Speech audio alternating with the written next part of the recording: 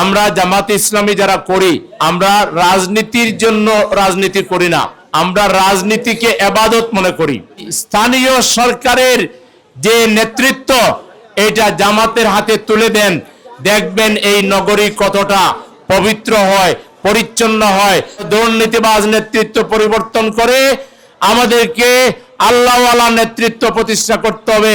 আমরা জামাত ইসলামী যারা করি, আমরা রাজনীতির জন্য রাজনীতি করি না, আমরা রাজনীতিকে ইবাদত মনে করি। আমরা রাজনীতিকে জনকল্যাণের একটা মাধ্যম মনে করি। আমরা রাজনীতিকে জনসেবার একটা ওসিলা, একটা মাধ্যম মনে করি। এবং আমাদের সকল কাজ হলো মানব কল্যাণ করে আল্লাহকে খুশি করার জন্য। আজকে যদি যাদের খাইদাই করার মানসিকতা থাকে, এখান থেকে 4 ভাগের 3 ভাগ খাইয়া 1 ভাগ আপনাদেরকে দিয়া ছবি তুলতো। কথা বলছেন কিনা?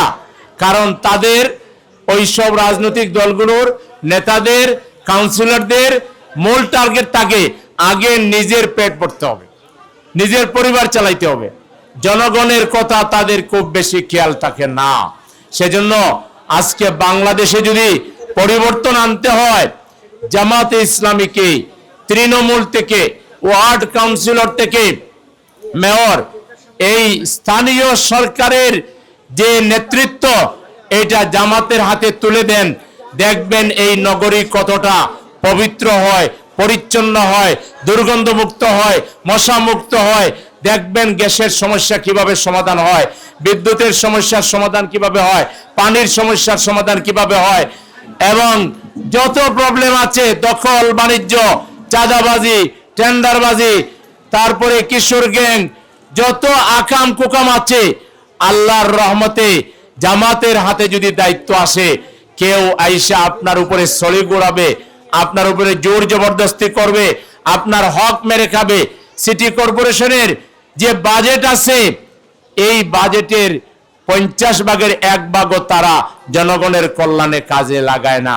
মশা যে মারে, 2 নম্বর ঔষধ দিয়ে মশা মারে, জাস্ট একটা দোয়া উড়ায়, মশা আরো বেন বেন বাড়ায় দেয়।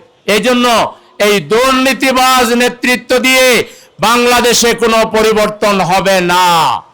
এজন্য দুর্নীতিবাজ নেতৃত্ব পরিবর্তন করে আমাদেরকে আল্লাহওয়ালা নেতৃত্ব প্রতিষ্ঠা করতে হবে।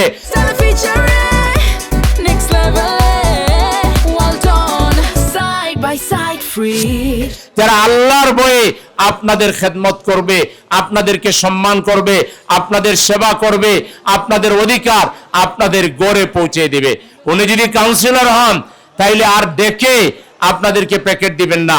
ওনার সরকারি ক্ষমতা ব্যবহার করে বাসায় কর্মচারীদের মাধ্যমে আপনাদের যা লাগে তা পৌঁছে দিবেন ইনশাআল্লাহ। আপনাদের উপরে আস্থা রেখে আপনাদের এই আস্থার বিশ্বাসের মূল্যায়ন আমরা জীবন দিয়ে হলেও করব।